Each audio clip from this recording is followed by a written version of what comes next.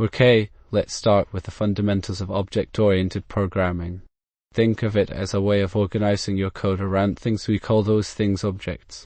An object is basically a package that holds both information about something and actions you can do with that information.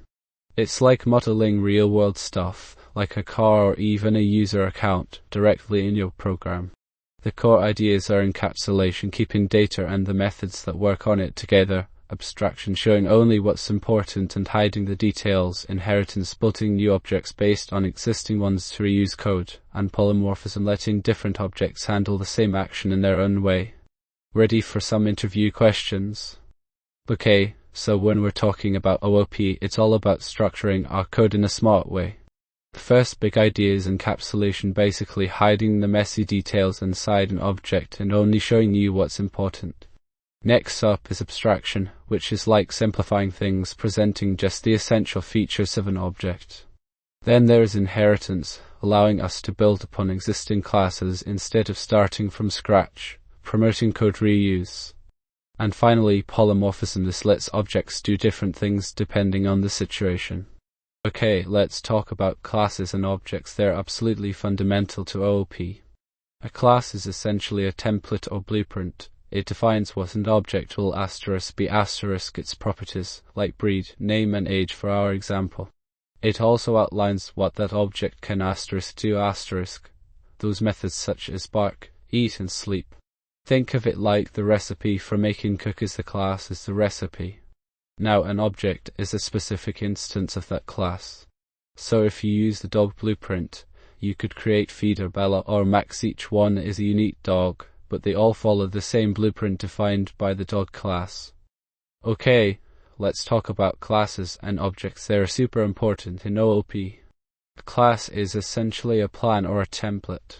It describes what something should be like, including all the details it will have, like its data, what information it holds and what it can do, its methods or functions. Now an object is when you actually build something using that blueprint. Think of it like making cookies. The recipe is the class, and each individual cookie you bake is an object. They are all made from the same recipe but might be slightly different. Okay, let's talk about inheritance. Inheritance is a really powerful concept in OOP. It's essentially like creating a specialized version of an existing class, kind of like building upon something that already exists. Imagine you have a vehicle class with properties like color and speed. Now you want to create a car class and a motorcycle class. Instead of writing all the common vehicle features from scratch for each, you can make car and motorcycle inherit from the vehicle class. That way, they automatically get those core properties, and you only need to add the specific details that distinguish them, like number of doors for a car or engine size for a motorcycle. This makes your code more efficient, easier to maintain, and much more organized. Okay, let's talk about inheritance. Specifically, we're looking at the difference between single and multiple inheritance. Single inheritance is pretty simple. A class gets its properties and methods from just one parent class. Think of it like a family tree where there's only one main branch. It keeps things organized and clear. Multiple inheritance, on the other hand, lets a class get features from several parents. It's like combining different families.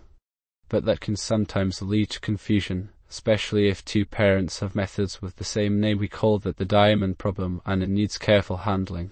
Okay, let's talk about polymorphism. It's a really important concept in OOP. Essentially, it means many forms. Think of it like this: you can use the same instruction to make different things do different things. For instance, a move command could work perfectly fine for a car, a robot, or even a spaceship. Each would move according to its own nature.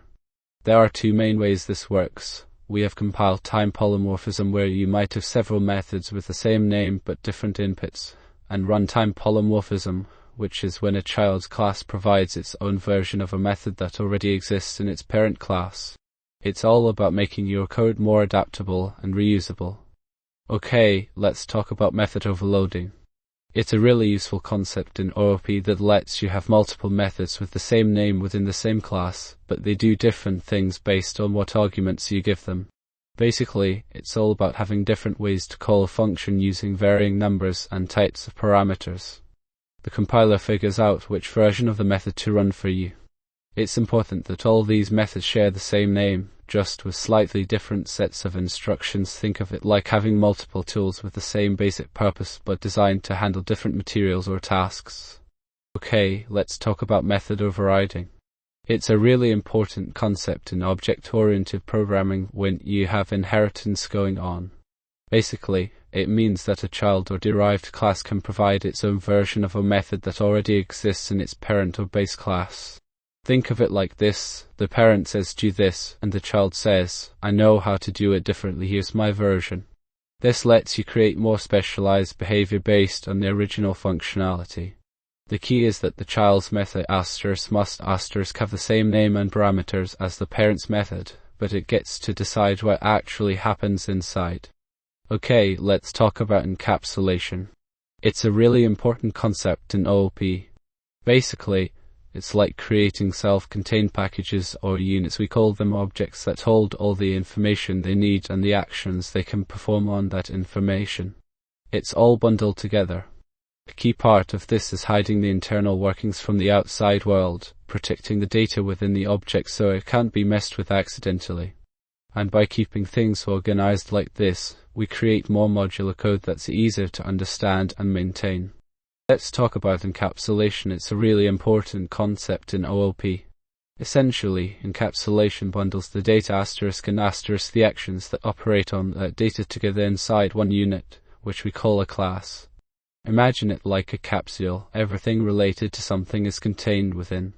It helps us hide our data from outside access, making code safer and easier to manage.